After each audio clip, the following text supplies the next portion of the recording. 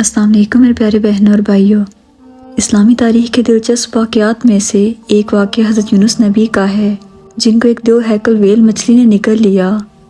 लेकिन हज़रत यूनुस अलैहिस्सलाम से ऐसी क्या गलती सरज़द हुई कि अल्लाह ताला ने आपको इस आज़माइश में डाला।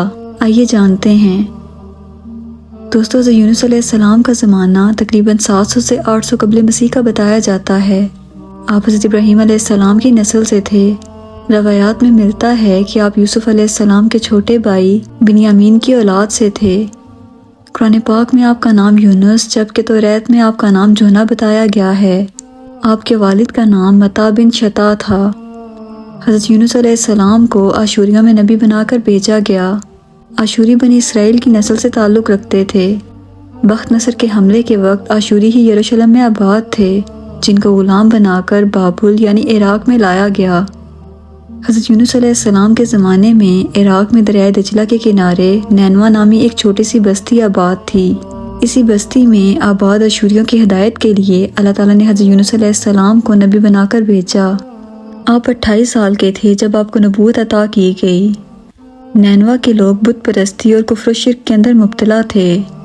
नैनवा शहर के बीचों बीच मंदिर और शाही महल मौजूद थे, जिनमें मौजूद ऊंचे तख्त पर बैठकर आशूरियों का बादशाह बाजारों, गलियों और तफरीह गाहों का नज़ारा किया करता था। आशुदर देवता उनका सबसे बड़ा देवता था। नैनवा की आबादी 1 लाख से भी ज़्यादा थी, जो सब के सब उस आशुदर देवता को सजदा किया करते थे। हज़रत यूनुस अलैहिस्सलाम ने उन्हें ये कुफ्र शिर्क और बुत परस्ती छोड़ने का हुक्म दिया और उनकी हिदायत के लिए दिन रात कोशिश करते रहे। ये लोग हज़रत यूनुस अलैहिस्सलाम का मजाक उड़ाते, उनकी बात का इनकार करते, हत्ता कि ये वक्त आया कि वहाँ का बादशाह और वो लोग आपकी जान के दुश्मन हो गए। 40 साल उन लोगों की तबलीग व तदरीज करने के बाद जब हज़रत यूनुस अलैहिस्सलाम ने ये जान लिया कि अब ये लोग ईमान लाने वाले नहीं, तो आपने अल्लाह के हुक्म पर अपनी बस्ती के लोगों को खबर दी कि अगर तुमने 3 दिन में बुत परस्ती और शिर्क से तौबा ना की तो तुम पर अल्लाह का कहर नाजिल होगा और पूरा शहर तबाह बर्बाद हो जाएगा। लोगों ने इस बात पर आपका मजाक उड़ाया और जवाब में कहा कि हम तुम्हारे रब की तरफ से अजाब के मुंतज़िर रहेंगे। बाद में आपकी कौम ने आपस में मशवरा किया तो इस बात पर सबका इत्तफाक हुआ कि यूनुस को कभी झूठ बोलते नहीं देखा गया, लिहाजा इनकी बात नज़रअंदाज नहीं करनी चाहिए। मशवरे में ये भी तय हुआ कि देखा जाए, अगर यूनुस अलैहिस्सलाम रात बस्ती के अंदर अपने घर में मुकीम रहते हैं तो समझ लो कि कुछ नहीं होगा, और अगर वो यहाँ से कहीं और चले जाते हैं तो यकीन कर लो कि सुबह अजाब ज़रूर आएगा। हज़रत यूनुस अलैहिस्सलाम रात को ही उस बस्ती से निकल गए। सुबह हुई तो अज़ाब इलाही का एक स्याह धुआं बादल की शक्ल में बस्ती वालों के सर पर मंडलाने लगा। हर तरफ से धुआं उठकर शहर पर छा गया और ये वहशतनाक मंजर देखकर लोगों को यकीन हो गया कि वाकई ही अजाब आने वाला है। ये तमाम लोग हज़रत यूनुस अलैहिस्सलाम की तलाश में निकले, मगर वो उन्हें दूर दूर तक कहीं ना मिले। अब शहर वालों को और खतरा महसूस होने लगा और तमाम लोग अल्लाह ताला के खौफ से डर कर कांप उठे और सब के सब रो रो कर सच्चे दिल से हज़रत यूनुस अलैहिस्सलाम पर ईमान लाने का इकरार करने लगे। शोहर बीवी से और माएँ बच्चों से अलग होकर सब के सब इस्तग़फ़ार में मशगूल हो गए और गिड़गिड़ा कर बरगाहे इलाही में दुआ करने लगे। अल्लाह ताला को शहर वालों की बेकरारी और गिरियाज़ारी पर रहम आया तो अल्लाह के इंसाफ ने उस कौम को अजाब देना गवारा ना किया। अल्लाह ताला ने इन लोगों पर से अजाब को उसी वक्त हटा लिया।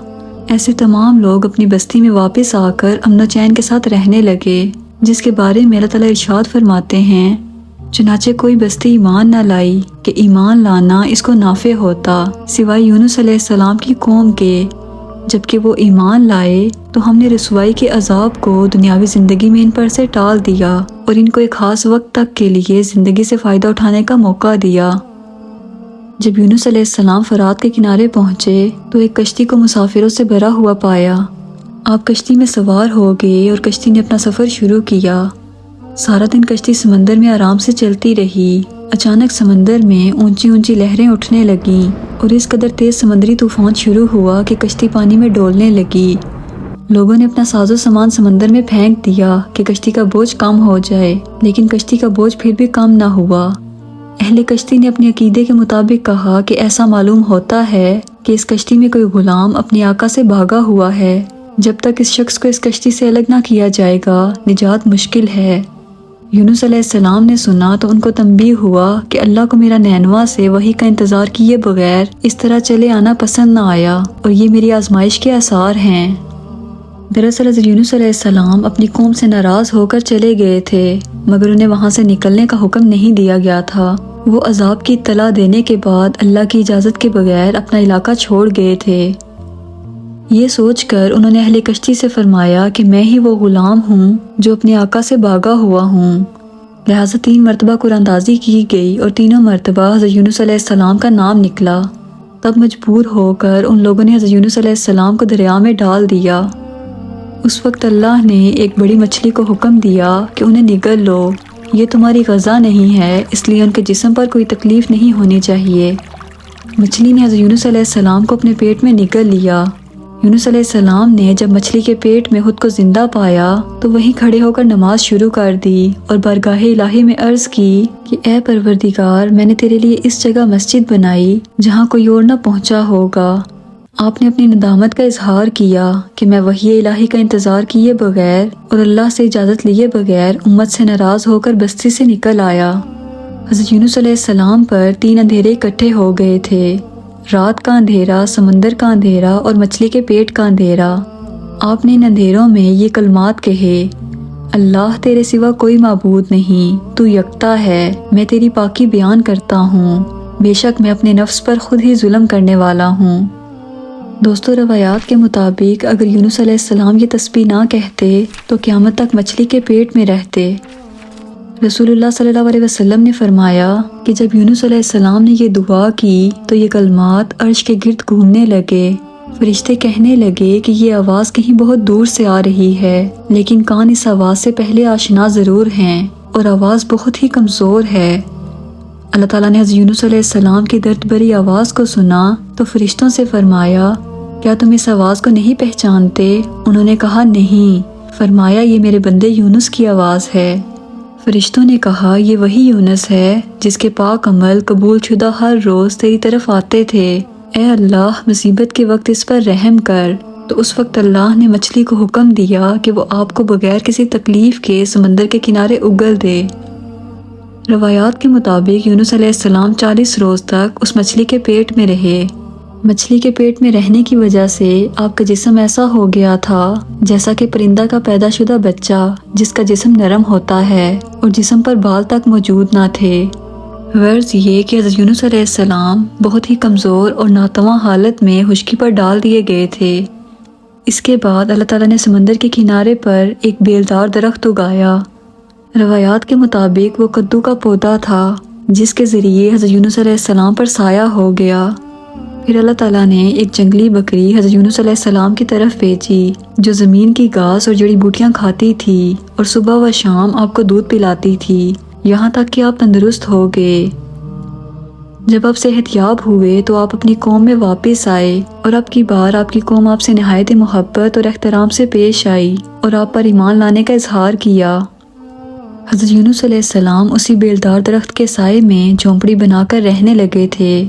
چند دنوں بعد جب وہ بیل سوکھنے لگی تو یونس علیہ السلام کو بہت دکھ ہوا۔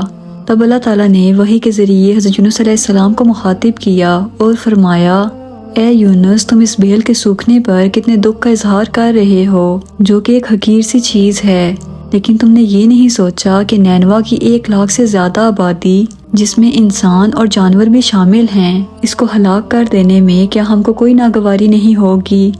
اور کیا ہم اس کے لیے اس سے زیادہ شفیق اور مہربان نہیں ہیں جتنی تجھ کو اس بیل سے محبت ہے جو تم وحی کا انتظار کیے بغیر قوم کو بد دعا کر کے ان کے درمیان سے نکل آئے؟ ایک نبی کی شان کے نزدیک یہ نامناسب تھا کہ وہ ایک قوم کے حق میں عذاب کی بد دعا کرے اور ان سے نفرت کر کے الگ ہو جائے۔